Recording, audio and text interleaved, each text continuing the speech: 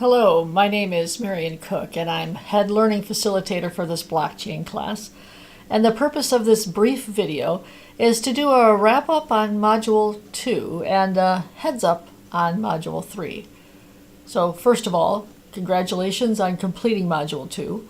In Module 2, we covered Bitcoin as a currency, the double spend problem, proof of work, and consensus mechanisms, alternative cryptocurrencies, mining, and scalability. We had a lot of questions in Module 1 around those topics, so it was great to cover them in Module 2. Now, engagement in the class-wide discussion forum was quite high this week, and everyone seemed to like that they could ask any question they wanted to about Bitcoin. In general, there was some really valuable engagement around this topic. It gave you freedom to express yourself and to share knowledge. And I will tell you that some of you really were quite knowledgeable about consensus mechanisms already and shared what you knew, so thank you for that. Some of the posts were quite lengthy and valuable, actually throughout the module. Some great dialogue and learning exchanges, and I just want to point out something that I said in the first video, which is I've published a book, published many articles, and have had columns, etc. in places like Computer World. And the only reason I bring that up is that I do recognize good content when I see it.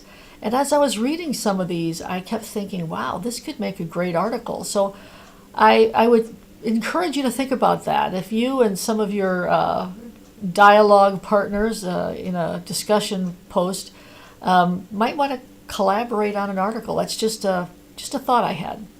So overall, thank you for your generous spirit, a lot of great sharing and exchanges going on, and for your inquisitive spirit.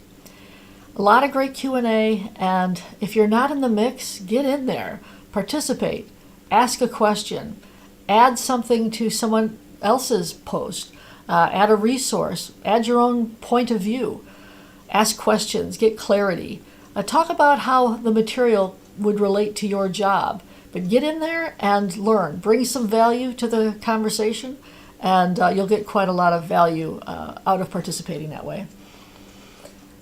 Now, there seem to be some calibrating or working to understand some of the more complex topics like Bitcoin wallet and double spending and hash functions. You know, this is normal. This is difficult, complex topics. So it was good to see people proactively and productively wrestling with the material. That's to be expected. Engagement on the small group forum was up from last week, and again, a lot of great engagement, lengthy posts, great dialogue. However, there was one or two groups where the response or engagement was rather sparse. So that's really a missed opportunity. I can't state it enough. You should get fully engaged to get the most that you can out of this class. I reviewed the assignments and saw a lot of thoughtful and thorough work so far. They're still coming in. They're due tonight.